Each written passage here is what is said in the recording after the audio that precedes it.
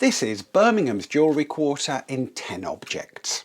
Hi, I'm Kevin Thomas from Birmingham Heritage Walking Tours, offering urban adventures in the heart of Birmingham. The first object I've chosen is this card of brass RAF buttons made by Buttons Limited.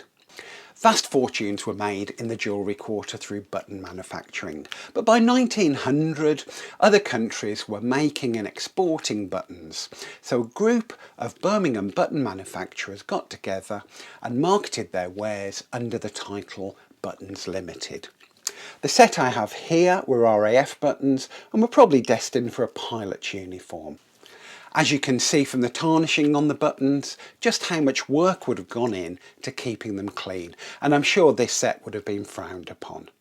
We visit the button factory as part of the Antiques and Artifacts of the Jewellery Quarter walking tour.